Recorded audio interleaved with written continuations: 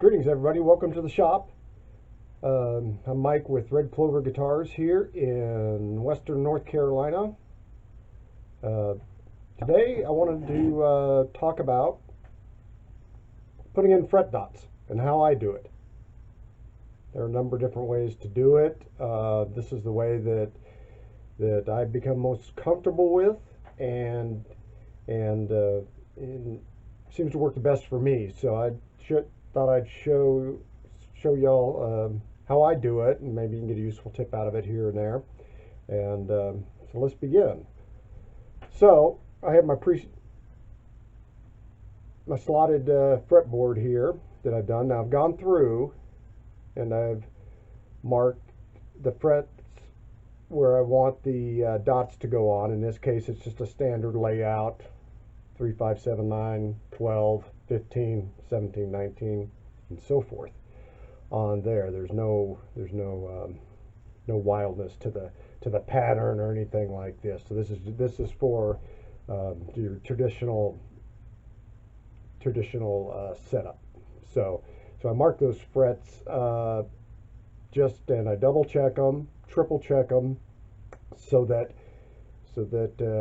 you don't do like, well, I've done in the past, and put a dot on the 4th fret or something like that, and really set you back, cost you some money too, potentially, in lost wood and not only the frustration and the embarrassment. So I've done plenty of those just by not paying attention and so forth. So after I've marked the fretboard there, I also have a center line on here that I've drawn. I like to keep a center line or a reference point or something for as long as I can, and no matter what part of the build, whether it be a body, a neck, or whatever else, as a safety net, so that so you have something you can reference off of. So here's how I mark the frets here. Let me move this camera here, and I'm sorry for the camera work. I'm trying to get used to this stupid camera. There. All right. There. Yeah. So what I do is I take a straight edge and a nice sharp pencil, and I go from one corner of the fretboard to the other corner where the frets intersect the side there. Okay. And I put a mark, and I do the same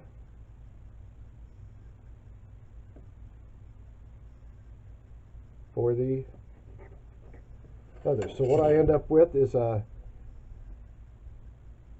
X marks the spot. So that's where the drill is going to go.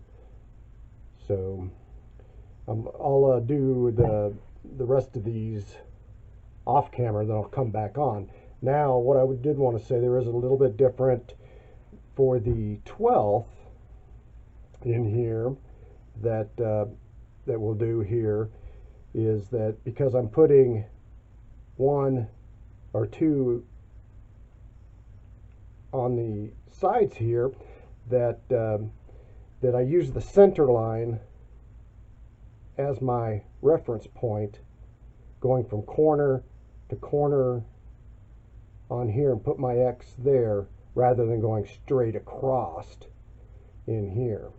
So let me do that real quick here, and then I'll do the rest of them off camera, so you don't have to sit and watch me draw scribbles on a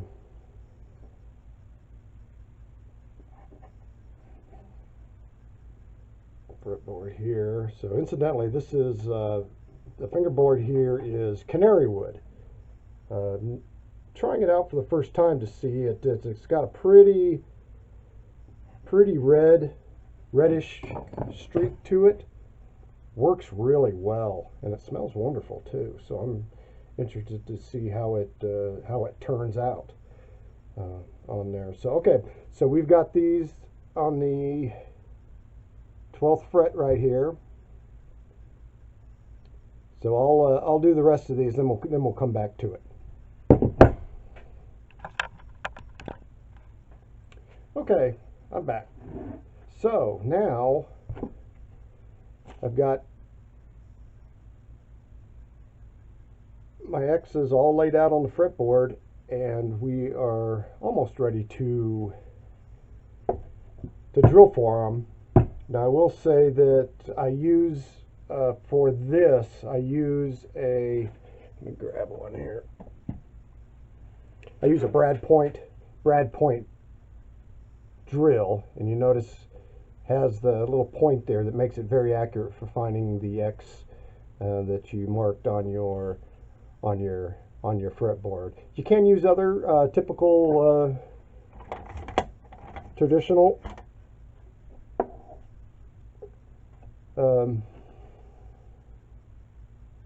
bits here. The only reason that I don't like using them is, you know, they can maybe skip around on you, and it makes it a little harder to find your X with these. So preferable to use a Brad point bit on this. Now the dots that I'm using today are these little white pearl dots, 6 millimeter. And I always double check these to make sure that that they're 6 millimeter, so there's not a gap or something's too small or whatever else that you have to adjust down. You don't find it out by mistake when you drill it. The second thing I do is I drill a test hole in the board using the, say in this case, the headstock, where it doesn't have any fretboard on it, but it is actually the same height at this point. So what that allowed me to do is to set my depth and make sure everything's good as far as fitment goes on that. So tap him down there. There we go. That's a good fit. Now it is a little bit proud in there. I like it just a little bit proud, just for when I radius the fretboards, that there's a little extra there to sand off. I think don't want them too low. Then that means you really got to sand more than you want to when you radius the fretboards. And get that out of the way, and that. So okay, well, we've got our depth set. Everything's looking good. The fit is looking super nice and clean in there. And so we'll go over to the drill press and drill these out. Okay, we're back. Have the drill press the drill loaded in the drill press, and the depth stays. Now I highly recommend using a drill press for this. A normal hand drill becomes very unwieldy trying to gauge depth and so forth. So it's preferable to use a trusty drill press in here. So we are ready to go here.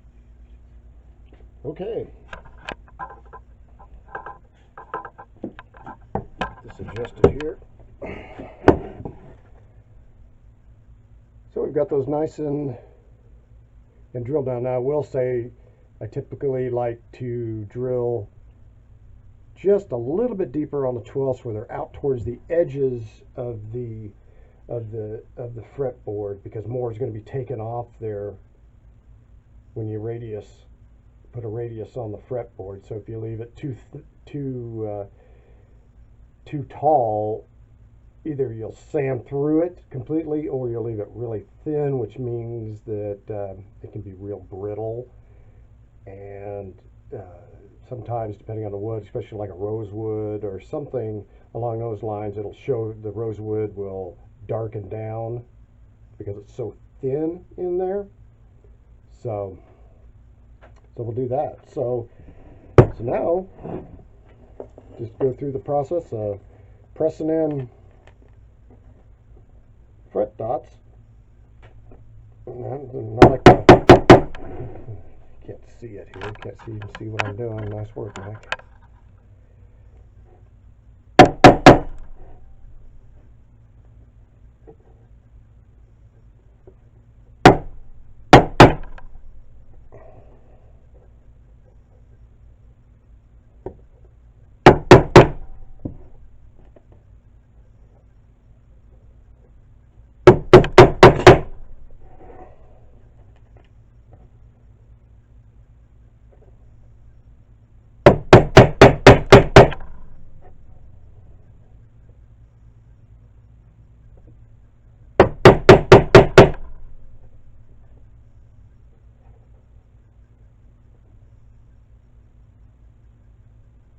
He's being a little stubborn.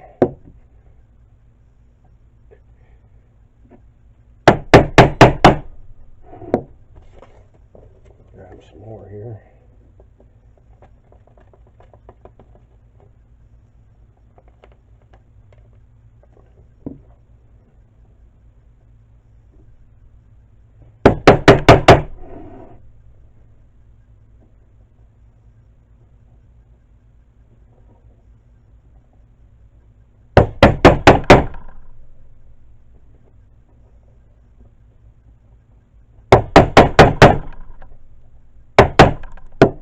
Okay, there we go. Get in here. So there we go. Then from here, what I like to do is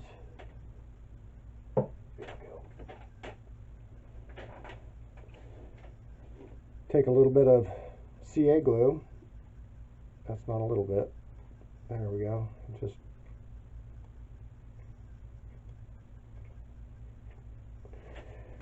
press that down.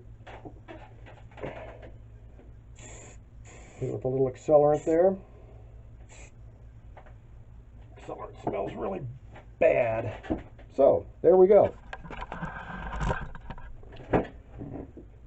So there we go. That's all there is to it. That's all there is to it. It's worked well. Works well for me. I don't plan to change or modify the way I'm doing it, and it's real easy for these traditional style layouts. Now for other inlays and so forth, different process I use, especially for, say, Les Paul style, top hats, or the block inlays, so forth like that. I'll probably make a video on how I do that. That's a different sort of process, just because of the shape and the sizes of the different inlays. But for traditional style inlays, this is the way I like to do it. So okay, well, that's how I do it. If you have any questions, let me know. I'll be glad to answer them.